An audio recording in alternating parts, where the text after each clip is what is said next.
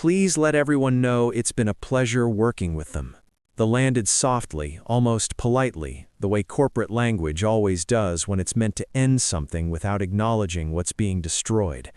I didn't respond and didn't ask questions, because there was nothing left to clarify. The doors closed, cutting off his stunned expression, and the elevator began its slow descent from the executive floor. That was when my phone started vibrating in my hand, and one name lit up the screen: Ethan Brooks. I stared at it for a second longer than necessary before answering, not because I didn't know what he wanted, but because I already felt the weight of what was about to follow. "Daniel, where are you?" he said, his voice carrying urgency wrapped in forced enthusiasm. "We're all in the lobby. Legal's here, the press team is setting up, everyone flew in overnight. This is it. Today changes everything." I'm Daniel Mercer, 49 years old, 24 years inside the same company, and in that moment, standing alone in an elevator with a cardboard box pressed against my ribs, I was convinced I was about to live through the worst professional day of my life.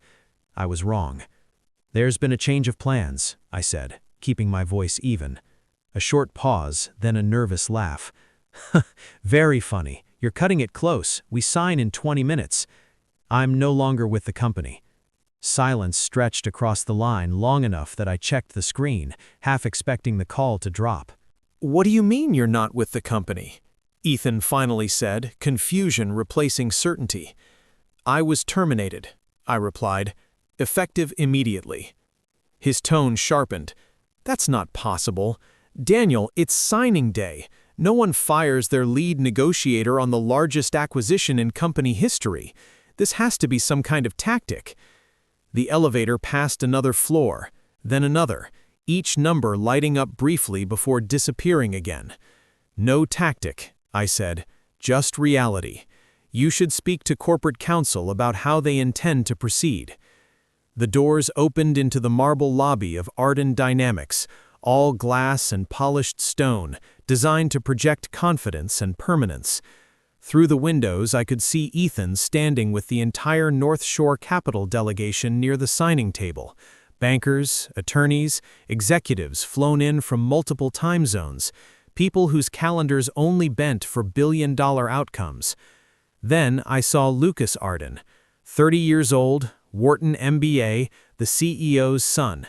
He stood near the table adjusting his cufflinks, relaxed, unbothered, like someone who believed the day belonged to him by default.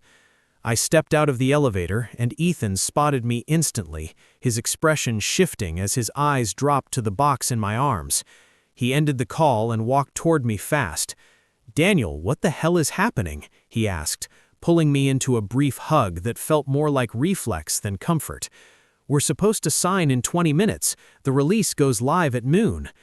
I followed his gaze as Lucas noticed us and started walking over, confidence radiating from every step, and before a single word was spoken, I understood something I should have seen years earlier. This wasn't confusion, and it wasn't a misunderstanding. It was a decision that had already been made. Lucas stopped a few steps away from us, close enough that I could see the faint satisfaction he hadn't fully bothered to hide yet, the look of someone who believed authority worked simply because it had been handed to him. Ethan turned toward him, confusion sharpening into something colder and more focused. "What's going on?" Ethan asked, though his eyes were already moving between Lucas and the box in my arms. Lucas didn't look at me when he answered. He addressed Ethan directly, as if I were already a closed file.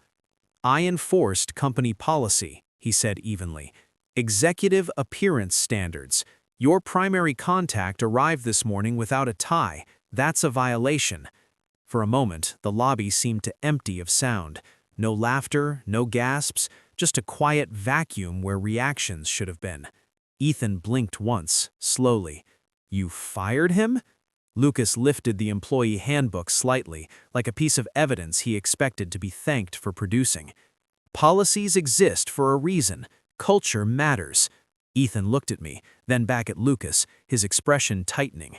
"You terminated the lead negotiator of a $3 billion acquisition because of a dress code?" Lucas hesitated for the first time, just a fraction of a second, then pressed forward. Professional standards signal seriousness. If we start making exceptions— Exceptions? Ethan cut in, his voice rising enough that several members of his team looked up from their phones. This man structured the entire deal. He's the reason we're standing here instead of boarding return flights. Around us, North Shore's advisors stopped pretending not to listen. Conversations died mid-sentence. Documents were lowered. The lobby had taken on that specific stillness that only appears when something public and irreversible is unfolding. That was when Margaret Arden emerged from the executive elevator, board members trailing behind her in a loose, hurried formation. She moved quickly, smiling too brightly, like someone trying to get ahead of a problem she already sensed was out of control. "Ethan," she said, her tone polished and calm, "I'm sure this is a misunderstanding. Let's step aside and sort it out privately." Ethan didn't move. He stayed exactly where he was, eyes fixed on her now. "Is this your decision?" he asked. Margaret glanced at her son, then back at Ethan. The pause was brief, but it was enough. "Our policies are clear," she said. Lucas was acting within his authority. Something settled in my chest at that moment. Not anger and not surprise, but clarity. 3 years of work, late nights, weekend calls, careful compromises, all erased by a single sentence delivered without hesitation. Ethan nodded slowly, absorbing what that answer meant. He turned away from Margaret and spoke quietly to his team. I caught fragments as they spoke in low, urgent tones. Governance risk, judgment failure, fiduciary responsibility. If this is how they treat their own people. Lucas shifted beside us, his confidence beginning to drain as the weight of the moment finally reached him. "This wasn't meant to—" he started, his voice unsteady now, but Ethan raised a hand. "Stop," he said. "You've already said enough." He turned back to me, his expression set. "Daniel," he said, "is this confirmed?" "Effective immediately," I replied. Ethan exhaled once, a controlled breath, and in that moment I recognized the look on his face. It was the look of someone who had just decided not to negotiate anymore. Ethan didn't raise his voice or argue. He reached into his jacket, pulled out his phone, and scrolled with the calm precision of someone who already knew exactly where this was going. "Margaret," he said, holding the screen between them, "page 19, section 5 of your agreement. Key personnel clause." She frowned and leaned closer. One of her board members stepped beside her, reading over her shoulder. I watched the color drain from his face before anyone said a word. "Daniel Mercer is named explicitly," Ethan continued. "If he leaves Arden Dynamics before closing for any reason other than documented illness or death, North Shore Capital has the right to withdraw without penalty." The silence that followed wasn't confusion, it was understanding. I had insisted on that clause myself years earlier, framed as a safeguard, a technical detail to protect continuity. At the time, it felt theoretical, almost academic. Now, it was precise and devastating. One of Arden's attorneys leaned toward Margaret and whispered, "Daniel wrote that clause. He was the only one who flagged its implications during review." Margaret looked at me differently then, not as an employee or even as a problem, but as a variable she had fundamentally misjudged. Ethan stepped forward and extended his hand to me, his grip firm and deliberate. "When you decide what's next," he said, "call me. North Shore values people who understand how business actually works." Then he turned away. There was no announcement, no dramatic exit. His entire team followed him toward the glass doors, one by one, expensive suits moving with quiet finality. Phones came out as they walked. Messages were already being sent. The press outside would know within minutes. I stood there holding the box as the doors closed behind them, sealing off what had been Arden Dynamics' last real chance at survival. Margaret called my name sharply, but I didn't respond. Lucas stood frozen, the handbook hanging uselessly at his side, authority suddenly stripped of context. I walked past them, across the marble floor, and out into the daylight. Outside, the air felt different, like the world had shifted without asking permission. My phone started vibrating again almost immediately, missed calls and messages stacking up, but I didn't look at any of them. I turned the phone off and headed for the parking garage, already aware that whatever was collapsing behind me was no longer mine to hold together. The drive home passed in fragments, traffic lights and familiar streets blurring together as if I were seeing them for the first time. I realized halfway there that I hadn't been home before sunset on a weekday in years, not unless something had gone seriously wrong, and the irony wasn't lost on me. When I pulled into the driveway, I sat in the car for a moment longer than necessary, hands resting on the steering wheel, listening to the engine tick as it cooled. There was no rush anymore, no meeting waiting, no call I was expected to take. Inside, I set the box down just past the door and didn't open it. I poured a drink, even though it was barely afternoon, and sat at the kitchen table, staring at nothing in particular, letting the quiet stretch without trying to fill it. For the first time in decades, my calendar was empty. By evening, the world caught up anyway.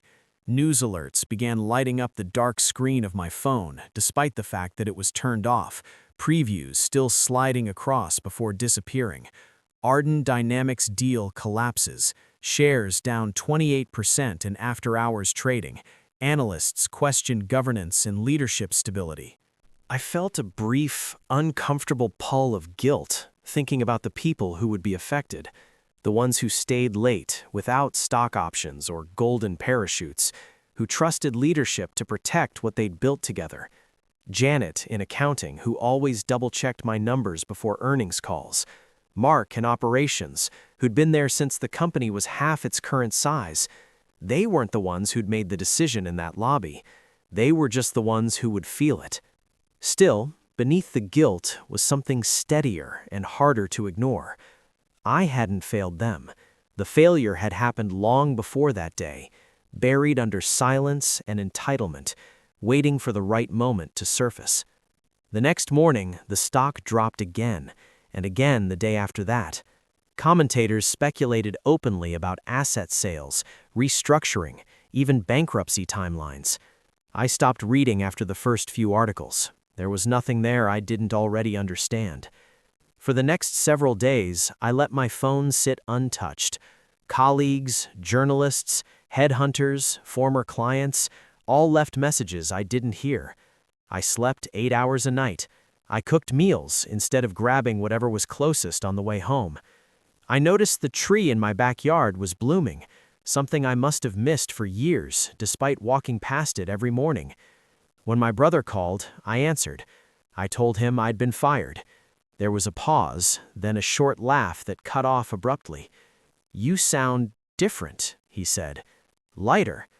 I told him I felt lighter too, even if I didn't fully understand why yet. When we hung up, I sat outside as the evening settled in, aware that something had ended and something else, undefined and unplanned, had quietly begun. 2 weeks later, my phone rang again. I recognized the number immediately and let it ring longer than necessary before answering, not out of spite, but because I wanted to be sure I was choosing the conversation instead of reacting to it. "Daniel," Margaret Arden said, and the strain in her voice was no longer hidden behind polish or authority. "We need to talk." I didn't respond right away, letting the silence do what it always did when people weren't used to being on the other side of it. "The situation has deteriorated faster than we anticipated," she continued. "The board is extremely concerned. We need your help." The word help landed differently than she probably intended. "Help with what?" I asked calmly. "Saving the company?" There was a pause, then a quiet exhale. "Yes." She moved quickly after that, as if afraid momentum might slip away. Lucas had been removed from his role and reassigned to a junior research position. The board had formally reprimanded her. External advisors were warning that confidence was eroding faster than liquidity. "Thousands of jobs are at stake," she added. "People who worked with you for years." People who watched, I thought. People who stayed silent. I didn't say it out loud. "What exactly are you offering?" I asked instead. "Come to a board meeting," she said. "We'll discuss terms. You'll have leverage." That surprised me, not because I wanted money or titles, but because it revealed how completely the balance had shifted. 2 weeks earlier, I had been disposable. Now, I was a contingency plan. "I'll think about it," I said, and ended the call. That night, I didn't sleep. Not because I was torn, but because I was finally asking myself a question I'd avoided for most of my career. What did I actually want? Not what I'd been trained to want, not what looked responsible or impressive, but what would prevent this exact moment from ever repeating. By morning, the answer was clear. I called Margaret back at 7. "I'll meet the board," I said. "Not tomorrow, today." She hesitated. "Today?" "This afternoon," I continued, "and I'm coming with conditions." Silence stretched on the line. "What kind of conditions?" she asked carefully. "The kind that makes sure this never happens again," I said. There was a long pause, heavier than the last. 2:00, she finally replied. "We'll be ready." I hung up and stood in the kitchen for a moment, looking at the box I still hadn't unpacked. I realized then that whatever happened next wasn't about returning to something familiar. It was about deciding, for the first time in years, what I was no longer willing to tolerate. 4 hours later, I walked back into the Arden Dynamics building without announcing myself, wearing the same clothes I'd been fired in, the same open collar, the same absence of a tie, because subtlety had already proven useless. The boardroom felt smaller than I remembered, or maybe quieter, like the air itself was waiting. When I entered, the room rose almost instinctively, chairs scraping softly against the floor, a gesture that would have felt respectful if it hadn't arrived 2 weeks too late.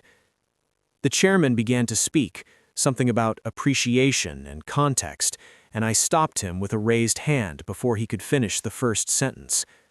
There was no anger in me, no desire to perform. "Let's not waste time," I said, taking my seat. "In the last 14 days, your stock has lost more than half its value. 3 major clients are reviewing their contracts, credit lines are tightening, the press is openly discussing insolvency. You lost the North Shore deal, which was your last realistic path to survival without dismantling the company." No one challenged the numbers. Margaret sat rigid, her face drawn in a way that suggested she hadn't slept much or well. "Even if I could convince Ethan to reconsider," I continued, "the terms would be significantly worse. North Shore now holds the leverage, and they know exactly why. You revealed how decisions are made here." The chairman nodded once, slowly. "We understand the gravity of the situation," he said. "What would it take for you to consider returning?" I looked around the table before answering, meeting each person's eyes in turn, deliberately, letting the silence stretch just long enough to be uncomfortable. "Before we talk about terms," I said, "answer one question. Why should I help you?" The quiet that followed was different from the one in the lobby. This one was defensive, calculating, layered with unspoken self-preservation. "Every one of you was present when I was terminated," I went on. "Not one of you spoke. Not one of you asked whether it made sense. You chose silence because it was safer than judgment. Why would I put myself back under that structure?" The chairman cleared his throat. "We made a catastrophic error," he said. "An error in leadership and judgment. It won't be repeated." I reached into my bag and placed a folder in the center of the table. "You won't get the chance to repeat it," I said. The room leaned in almost unconsciously as the first pages were opened. Faces tightened, brows lifted. No one interrupted.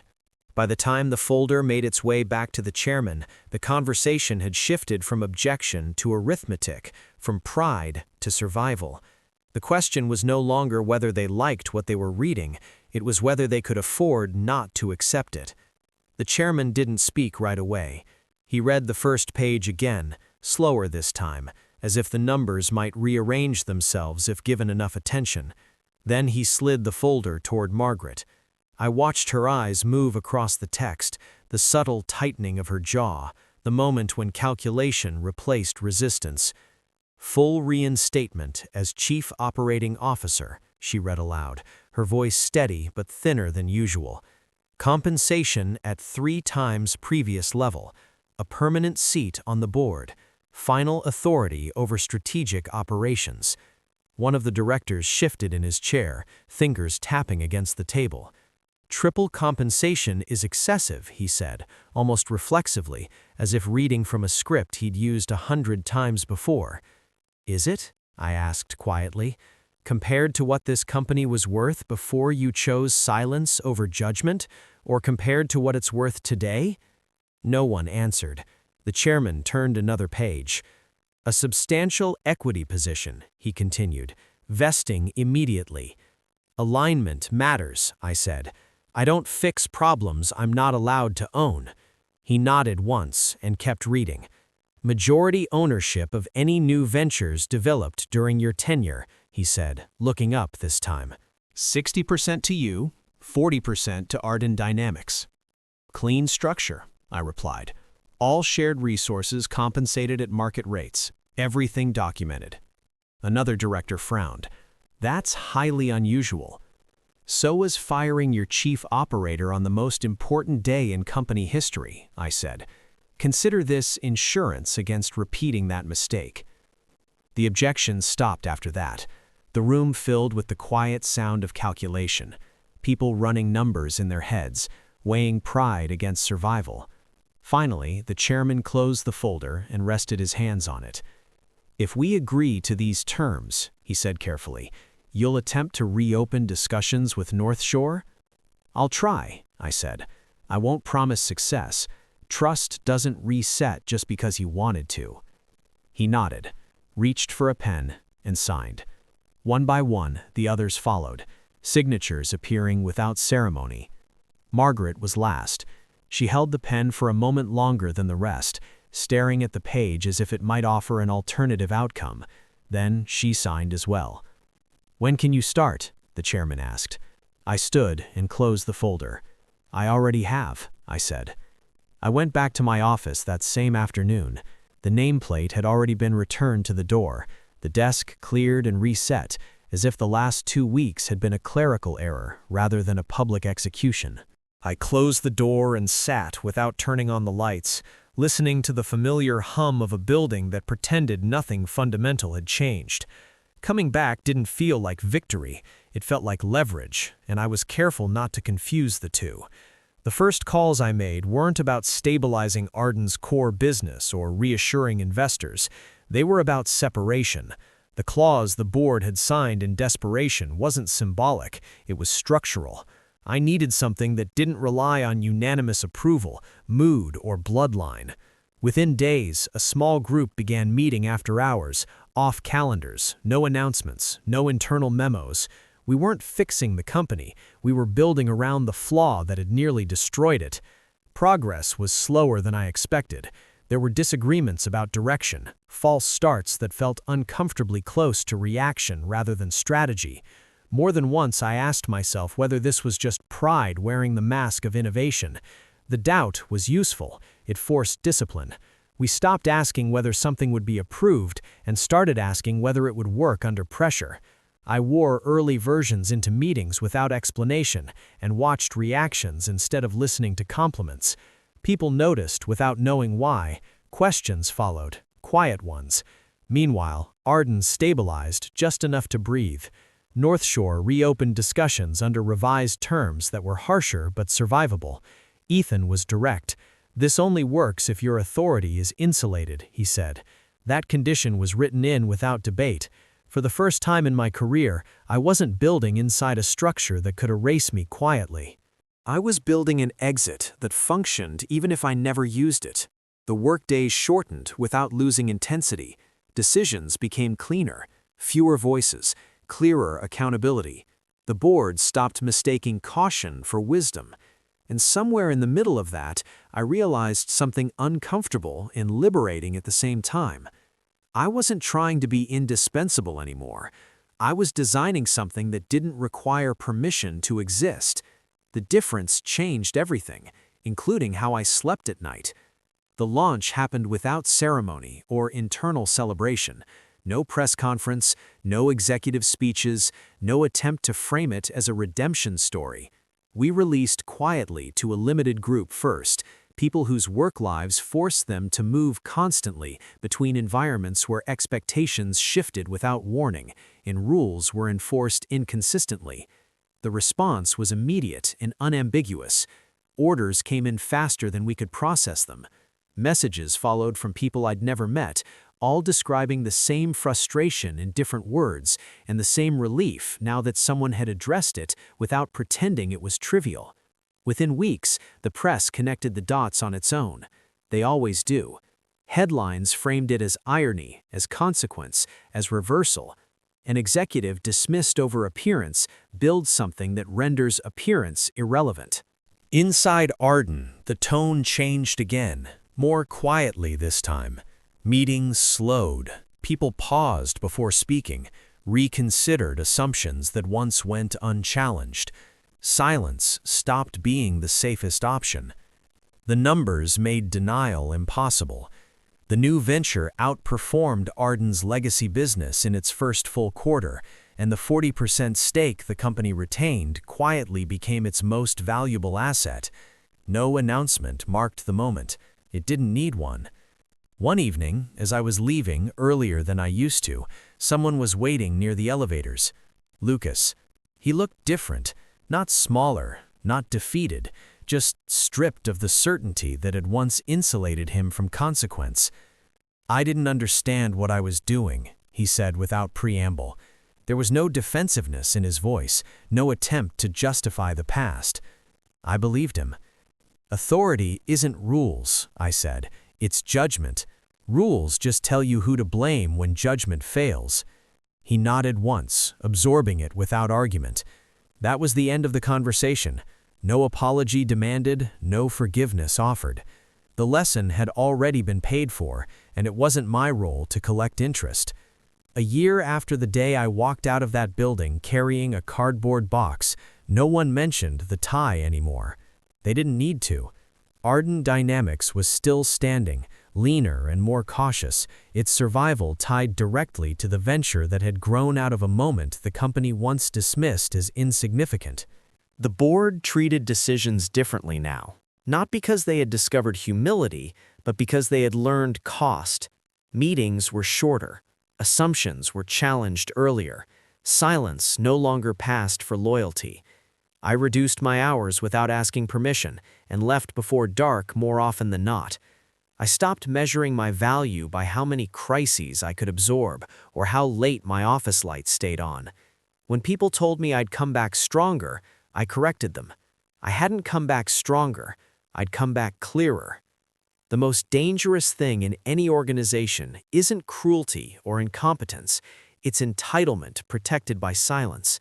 Once you see that, you stop trying to win arguments inside broken systems and start designing structures that don't require permission to exist. The box I carried out that day never came back with me, and I never went looking for it. Some chapters aren't meant to be reclaimed, they're meant to be replaced. Every so often, someone asks about the deal that collapsed, the acquisition that almost saved the company. I give them the short version. It failed because the wrong things were given authority and the right ones were ignored. Most people nod and move on. A few really understand. Those are the people I choose to work with now. Because the real victory wasn't surviving the moment they tried to reduce me. It was building a life and a system where that moment could never happen again.